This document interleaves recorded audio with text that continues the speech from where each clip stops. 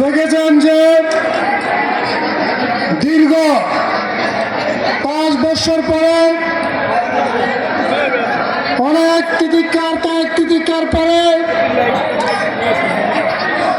আমাদের দলের মাননীয় ভারপ্রাপ্ত ভাইস চেয়ারম্যান ব্রাহ্মণবাড়িয়া জেলা কমিটি পূর্ণাঙ্গ কমিটি ঘোষণা দিয়েছেন।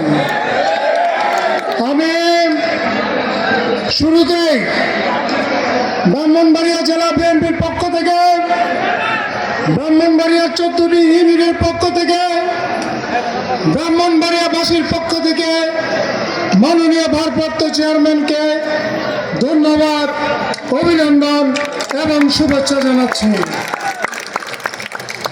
একই সাথে আজকে এই ব্রাহ্মণবাড়িয়ার 14টি ইউনিট থেকে আমাদের নেতা কর্মীরা আজকে অনেক কষ্ট করে মাননীয় ভারপ্রাপ্ত চেয়ারম্যানকে ধন্যবাদ জানানোর জন্য যে মিছিল করে এসেছেন, কষ্ট করে এসেছেন, সেই জন্য আমার পক্ষ থেকে, ব্রাহ্মণবাড়িয়া জেলা বিএনপির পক্ষ থেকে সকল নেতা কর্মীদেরকে আমি ধন্যবাদ জানাচ্ছি।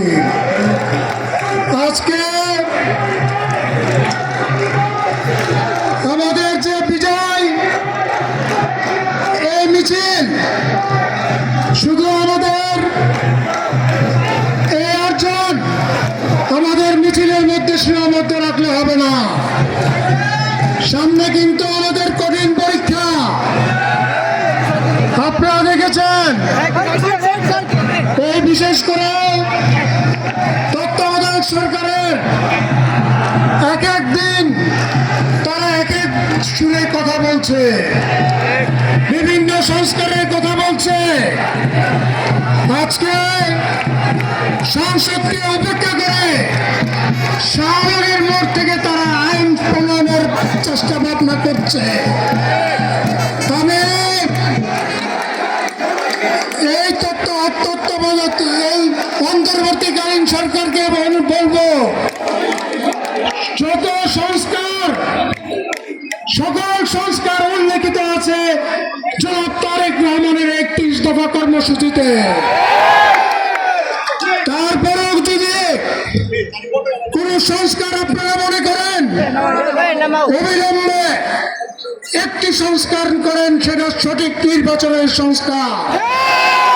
সেই সংস্কার করে নির্বাচনের ব্যবস্থা করুন।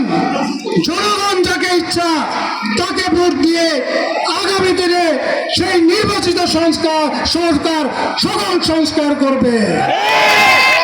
এই শাহবাগের সংস্কার বাদ দিয়ে আপনারা আগারগাঁয়ে যে আমাদের সংসদ আছে, সেই সংসদের মাধ্যমে সকল সংস্কার আপনারা করুন। নেতা কর্মীদেরকে আমি বলতে চাই, আগামী দিনের আমাদের যে সময়, এই নির্বাচনের আগ পর্যন্ত যে সময়, সেই সময় আমাদের অনেক ধৈর্য সহকারে পার করতে হবে। আমি আগেও বলেছি, আজকেও বলতে চাই, আমরা নেতা কর্মীরা, বিএনপির কর্মীরা, আমরা এমন কোনো কাজ করব না যাতে আমরা সাধারণ জনগণ থেকে দূরে সরে যাই। আপনারা দেখেছেন এই আওয়ামী লীগ তিনটি নির্বাচন, 14 নির্বাচন, 18 নির্বাচন, 24-এর নির্বাচন, জনগণ ছাড়া ভোটারবিহীন নির্বাচনের মাধ্যমে তারা সম্পূর্ণভাবে জনগণ থেকে বিচ্ছিন্ন হয়ে পড়েছিল।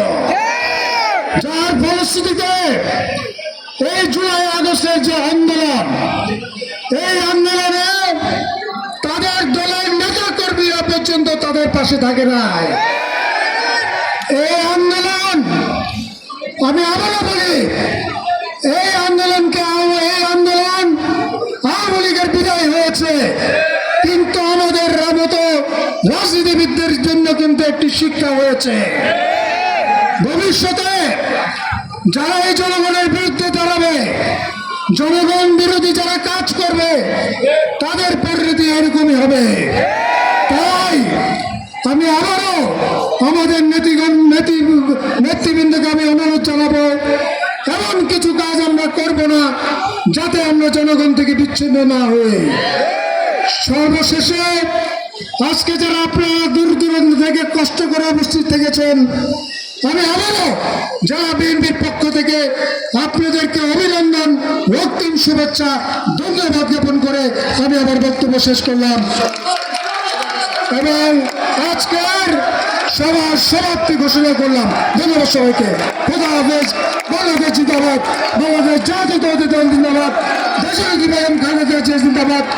তরুণের অহংকার জনাব তারেক রহমান জিন্দাবাদ। ধন্যবাদ সবাইকে।